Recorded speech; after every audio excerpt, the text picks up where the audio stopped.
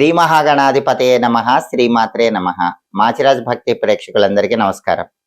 నవగ్రహాల్లో శుక్రుడు మే నెల 14వ తేదీ ఉదయం 10:58 వృషభ రాశిలో నుంచి మిథున రాశిలోకి ప్రవేశిస్తున్నాడు. శుక్రుడి మిథున సంక్రమణం జరుగుతోంది. అలా మిథున రాశిలోకి ప్రవేశించిన శుక్రుడు మళ్ళీ జూన్ నెల 8వ తేదీ సాయంకాలం 5:47 మిథున రాశి నుంచి కర్కాటక రాశిలోకి ప్రవేశిస్తాడు. అంటే మే 14వ తేదీ ఉదయం 10:58 నుంచి జూన్ 8వ తేదీ సాయంకాలం 5:47 వరకు నవగ్రహాల్లో శుక్రుడు మిథున రాశిలోనే ఉంటాడు. ఈ శుక్రుడి మిథున సంక్రమణం అనేది 12 రాశుల వారికి ప్రత్యేకమైన ఫలితాలు ఇస్తుంది. ఏ రాశుల వారికి శుక్రుడి మిథున సంక్రమణం అనుకూల ఫలితాలు ఇస్తుందో, ఏ రాశుల వారికి శుక్రుడి మిథున సంక్రమణం వ్యతిరేక ఫలితాలు ఇస్తుందో, అనుకూల ఫలితాలు వచ్చే రాశుల వాళ్ళు శుక్రుడిని ప్రసన్నం చేసుకొని ఇంకా అనుకూల ఫలితాలు రెట్టింపు కావాలంటే ఎలాంటి పరిహారాలు చేసుకోవాలో, అదేవిధంగా వ్యతిరేక ఫలితాలు వచ్చే రాశుల వాళ్ళు శుక్రుడిని బలోపేతం చేసుకొని వ్యతిరేక ఫలితాలు అనుకూల ఫలితాలుగా మార్చుకోవటానికి ఎలాంటి పరిహారాలు చేసుకోవాలో, 12 రాశుల వారి మీద ఈ శుక్రుడి మిథున సంక్రమణం అనేది ఏ ఏ విషయాలలో ఎటువంటి ప్రభావాన్ని కలిగింపజేస్తుందో ఈ వీడియోలో మనం తెలుసుకుందాం. తదుపరి కన్యారాశి. కన్యారాశి వాళ్ళకి మే 14వ తేదీ ఉదయం 10:58 శుక్రుడు మిథున రాశిలోకి ప్రవేశించగానే, శుక్రుడి మిథున సంక్రమణం జరగగానే ఈ మిథున సంక్రమణం అనేది కన్యారాశి వాళ్ళకి 10వ స్థానంలో దశమంలో ప్రారంభం అవుతుంది. ఎందుకంటే కన్యారాశి నుంచి చూసుకున్నప్పుడు మిథున రాశి 10వ రాశి అవుతుంది. అంటే కన్యారాశి వాళ్ళకి వాళ్ళ రాశి నుంచి చూసుకున్నప్పుడు 10వ రాశిలోకి శుక్రుడు వచ్చాడు. జ్యోతిష శాస్త్ర గోచార గ్రంథాల ప్రకారం 10వ రాశిలో శుక్రుడు యోగించడు, వ్యతిరేక ఫలితాలు ఇస్తాడు. కాబట్టి మే 14 నుంచి జూన్ 8 మధ్యలో కన్యారాశి వాళ్ళకి శుక్రుడి మిథున సంక్రమణం కొన్ని రకాలైన వ్యతిరేక ఫలితాలు ఇస్తుంది. మరి ఎలాంటి వ్యతిరేక ఫలితాలు ఇస్తుంది, ఏ విషయాల్లో వ్యతిరేక ఫలితాలు ఇస్తుంది, అవి తొలగిపోవాలంటే కన్యారాశి వాళ్ళు ఎలాంటి జాగ్రత్తలు తీసుకోవాలి, ఈ విషయాన్ని పరిశీలిస్తే 10వ స్థానంలో ఉన్న శుక్రుడి వల్ల కన్యారాశి వాళ్ళకి ప్రధానంగా వృత్తి వ్యాపారాల్లో నష్టం కలిగే అవకాశం ఉంటుంది. అంటే కన్యారాశి వాళ్ళు ఎవరైనా ఉద్యోగం చేస్తున్నారనుకోండి, వాళ్ళు ఎంత హార్డ్ వర్క్ చేస్తున్నా సరే ఆ హార్డ్ వర్క్కి తగిన రికగ్నైజేషన్ రాదు. క్రెడిట్ మొత్తం వేరే వాళ్ళు తీసుకుంటూ ఉంటారు. ఇంటర్నల్ పాలిటిక్స్ ప్లే చేసి కన్యారాశి వాళ్ళు వర్క్ చేయట్లేదని చెప్తారు. అలా ఉద్యోగపరంగా ఇబ్బంది వస్తుంది. అలాగే వ్యాపారం చేస్తూ ఉంటే గనక వ్యాపారం ఎంత బాగా చేసినా సరే రావాల్సిన లాభాలు అనేవి కనిపించవు. పార్ట్నర్షిప్ బిజినెస్ చేస్తే పార్ట్నరే ఎక్కువ లాభం పొందుతూ ఉంటాడు. అంటే ఉద్యోగంలో కానీ వ్యాపారంలో కానీ 10వ ఇంట్లో శుక్రుడి వల్ల కన్యారాశి వాళ్ళకి రావాల్సిన రికగ్నైజేషన్ రాదు, రావాల్సిన ఫేమ్ రాదు, రావాల్సిన డబ్బు రాదు.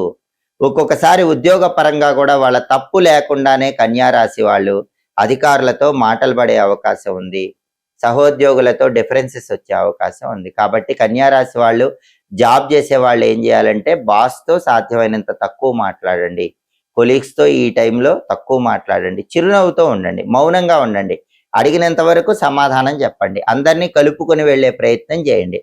అలా మే 14 నుంచి జూన్ 8 వరకు జాగ్రత్త తీసుకుంటే ఉద్యోగ పరంగా ఎలాంటి టెన్షన్ ఉండదు. అలా కాకుండా బాస్తో గొడవ పట్టము, కొలీగ్స్తో ఎదురుదాటికి వెళ్ళటము ఇట్లాంటివి చేస్తే మాత్రం ఒక్కొక్కసారి ఉద్యోగాన్ని వదిలివేయవలసిన పరిస్థితి కూడా ఏర్పడుతుంది. అంత దూరం తెచ్చుకోకుండా కన్యారాశి వాళ్ళు బాస్తో కానీ కొలీగ్స్తో కానీ జాగ్రత్తగా ఉన్నారనుకోండి, జాబ్ సెక్యూరిటీ ఉంటుంది, జాబ్ అనేది మీరు ప్రొటెక్ట్ చేసుకోగలుగుతారు. అలాగే ఏవైనా పనులు ప్రారంభించినా కూడా పనుల్లో కొద్దిగా ఆటంకాలు వస్తూ ఉంటాయి. అటువంటప్పుడు కన్యారాశి వాళ్ళు ఆత్మవిశ్వాసంతో ముందడుగు వేసే ప్రయత్నం చేయాలి. అంతేగాని పనిలో ఆటంకాలు వచ్చినాయని ఆ పని వదిలిపెట్టకూడదు. ఆత్మవిశ్వాసంతో పట్టుదలతో ముందడుగు వేసి ఆ పనులు సులభంగా పూర్తి చేయడానికి రకరకాల మార్గాలు అన్వేషిస్తూ ముందడుగు వేయాలి. అలాగే బంధుమిత్రుల్లో కూడా మిమ్మల్ని వ్యతిరేకించే వాళ్ళు ఈ సమయంలో పెరుగుతారు. అంటే మీ తప్పు లేకపోయినా కన్యారాశి వాళ్ళని బంధువులు కానీ మిత్రులు కానీ మే 14 నుంచి జూన్ 8 మధ్యలో ఏదో ఒక మాట అంటూ ఉంటారు. అయినా కూడా మీరు మౌనంగా చిరునవ్వుతో ఉండండి. అప్పుడు బంధుమిత్రులు వాళ్ళ తప్పు వాళ్ళే తెలుసుకోవటానికి అవకాశం ఉంటుంది. అలాగే మీకు సహాయం చేస్తామని, హెల్ప్ చేసి మిమ్మల్ని ఆదుకుంటామని చెప్పిన బంధువులు మిత్రులు కూడా ఈ టైంలో తప్పించుకు తిరుగుతూ ఉంటారు. వాళ్ళ గురించి పట్టించుకోకుండా మీ పని మీరు చేసుకునే ప్రయత్నం చేయండి. ఇలాంటి జాగ్రత్తలు కన్యా రాశి వాళ్ళు తీసుకుంటే మే 14 నుంచి జూన్ 8 మధ్యలో శుక్రుడు 10వ ఇంట్లో ఇచ్చే వ్యతిరేక ఫలితాల నుంచి బయటపడవచ్చు. ప్రధానంగా కన్యా రాశి వాళ్ళు గుర్తుపెట్టుకోవాల్సిన విషయం మాత్రం జాబ్ టెన్షన్ ఈ టైంలో ఉంది.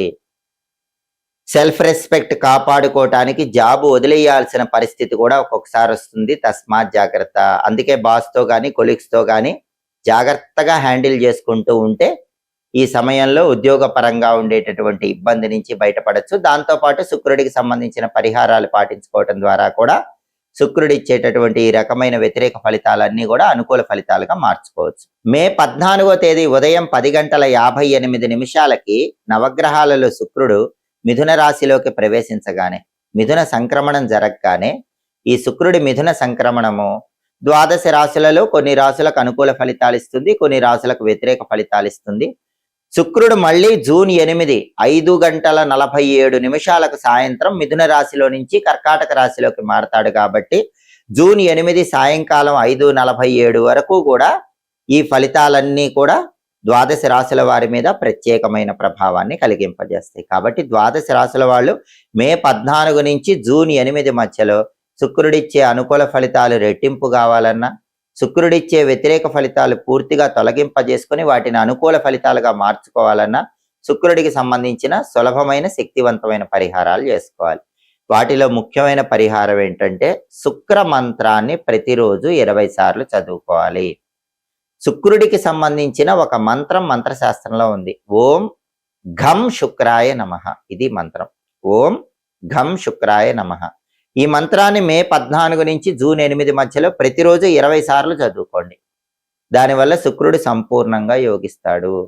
అలాగే మే 14 నుంచి జూన్ 8 మధ్యలో వచ్చేటటువంటి శుక్రవారాలు ఖచ్చితంగా మీరు స్నానం చేసే నీళ్లలో కొద్దిగా పన్నీరు కలుపుకొని స్నానం చేయండి, లేదా సెంట్ కలుపుకొని స్నానం చేయండి, లేదా కుంకుమ పువ్వు కొద్దిగా నీళ్లలో కలుపుకొని ఆ నీటితో స్నానం చేయండి. ఇవన్నీ వీలు కాకపోతే కొన్ని తెల్ల పుష్పాలైనా నీళ్ళల్లో వేసుకొని ఆ నీళ్లతో స్నానం చేయండి. అది శుక్రుడికి ఇష్టమైన స్నానం అవుతుంది కాబట్టి శుక్రుడు బాగా యోగిస్తాడు.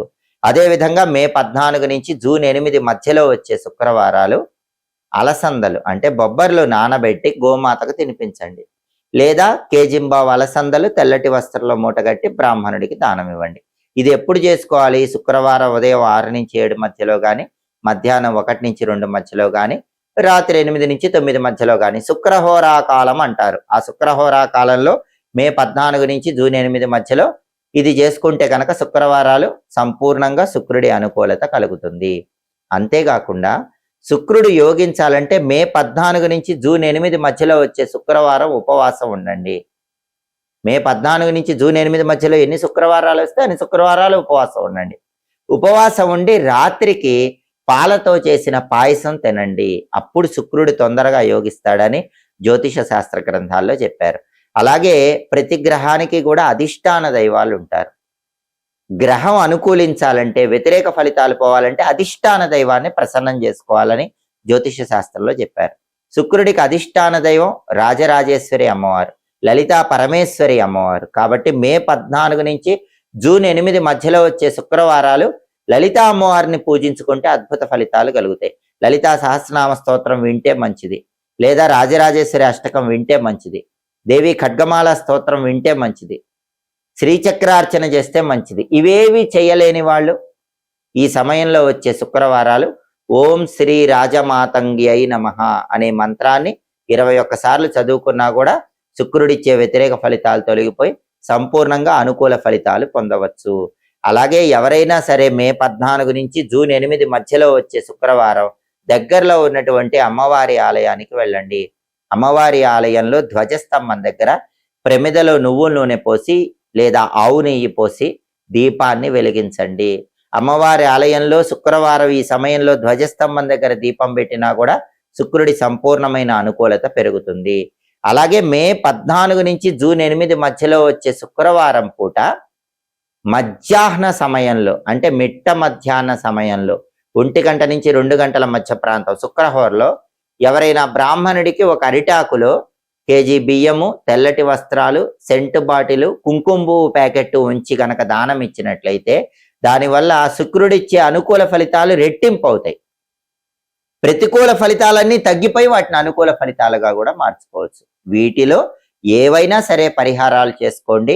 శుక్రుడి మిథున సంక్రమణం వల్ల ద్వాదశ రాశుల వాళ్ళు విశేషమైన శుభ ఫలితాలు సిద్ధింపజేసుకోండి. ఎప్పటికప్పుడు ఖగోళంలో గ్రహాల సంచారంలో మార్పు ద్వాదశ రాశుల మీద ఎలాంటి ప్రభావాన్ని కలిగింపజేస్తుందో తెలుసుకోవాలన్నా, ఖగోళంలో గ్రహాల సంచారంలో మార్పు జరిగినప్పుడు ఆ సంచారంలో మార్పు అనేది వ్యతిరేక ఫలితాలను కలిగింపజేసినప్పటికీ వాటిని అనుకూల ఫలితాలుగా మార్చుకోవటానికి చేయాల్సిన పరిహారాలు తెలుసుకోవాలన్నా, అనుకూల ఫలితాలు రెట్టింపు చేసుకోవటానికి తెలుసుకోవాల్సిన పరిహారాల గురించి మీరు పరిశీలించాలన్నా మాచిరాజు భక్తి ఛానల్ తప్పకుండా చూడండి. మా వీడియోస్ మీకు నచ్చినట్లయితే మా ఛానల్ లైక్ చేయండి, కామెంట్ చేయండి. మా ఛానల్ వీడియోస్ 10 మంది మిత్రులకు షేర్ చేయండి. మా ఛానల్ సబ్స్క్రైబ్ చేసుకోండి. పక్కనున్న బెల్ సింబల్ నొక్కటం మాత్రం మర్చిపోకండి. సర్వే జనాః సుఖినో భవంతు. స్వస్తి.